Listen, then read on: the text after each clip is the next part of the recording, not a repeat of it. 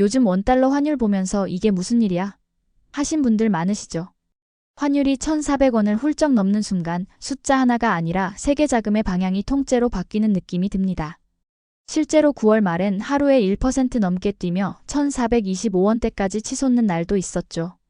국내 이슈만으로 설명하기 어려운 글로벌 변수가 한꺼번에 움직이는 장면입니다. 오늘은 왜 달러가 이렇게 강해졌을까? 를 차근히 풀어봅니다. 단기 뉴스 흡기가 아니라 여러분 자산 판단에 바로 쓸 수 있는 맥락을 드릴게요.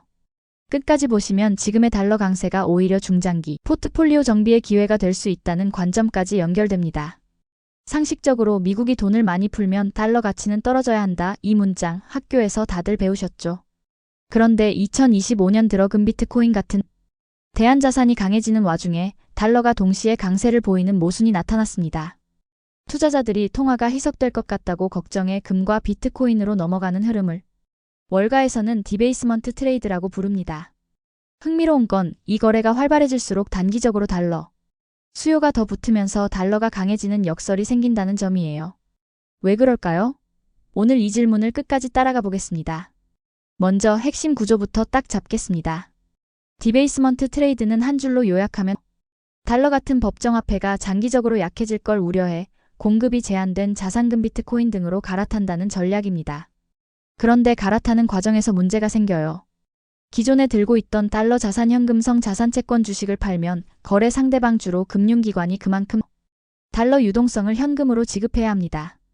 2단계에서 시장 전반의 달러 현금 수요가 급증합니다. 많은 플레이어가 동시에 같은 동작을 하면 단기적으로 달러가 귀해지고 그래서 달러가 강해지는 역설이 생깁니다. 장기 탈달러를 시도하는 그 순간에 오히려 달러를 더 많이 써야 하니까요. 이게 요즘 시장의 묘한 장면입니다. 여기에 글로벌 변수들이 덧붙습니다. 유럽에선 프랑스의 정치 불확실성과 재정 악화 우려가 다시 커졌고 실제로 9월에는 국제신용평가사들이 등급을 내리거나 경고음을 냈습니다. 불확실성이 커지면 돈은 더 안전해 보이는 곳으로 갑니다. 많은 글로벌 자금이 유로가 아닌 달러를 선택하는 이유죠. 최근 보도만 봐도 프랑스의 정치 공백과 재정 리스크가 시장 심리를 흔들고 달러 수요에 불을 붙였다는 분석이 이어졌습니다. 아시아 쪽도 조용하지 않습니다. 일본은 엔저 용인 신호로 해석될 여지가 있는 발언들이 이어지면서 엔화 약세 방어와 해외 투자 모두에 달러가 필요한 구조가 커졌습니다.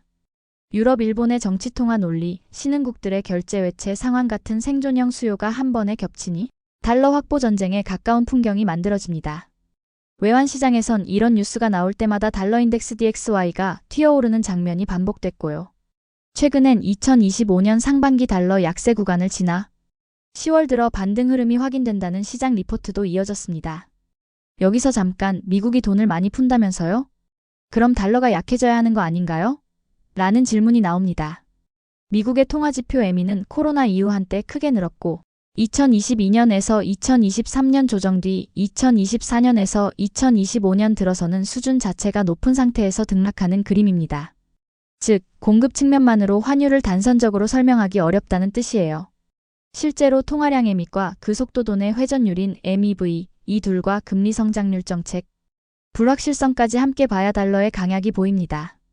연준의 H6 통계와 세인트루이스 FRED 데이터는 이 기본 프레임을 확인하는 데 가장 좋은 1차 자료입니다.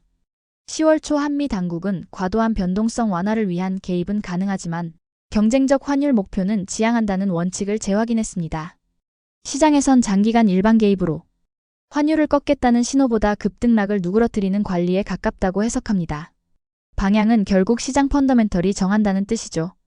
이런 합의는 당장 환율을 뒤집진 않지만 변동성을 줄이는 안전장치로 작동할 수 있습니다. 여기까지 들으시면 이런 궁금증이 생기실 거예요. 그럼 개인은 지금 뭘 해야 하죠? 오늘 영상은 타이밍 예언이 아니라 의사결정 프레임을 드리는 것이 목적입니다. 정리해보죠. 첫째, 달러 강세의 뿌리는 절대 공급보다 유동성으로 바로 쓰일 수 있는 달러의 단기 수요에서 자주 나옵니다. 디베이스먼트 트레이드, 유럽, 일본의 불확실성, 신흥국의 생존형 수요가 같은 방향으로 미는 중이죠. 이 구조가 바뀌지 않는 한 급락 급등은 있어도 달러가 쉽게 풀썩 주저앉는다에 베팅하긴 조심스럽습니다.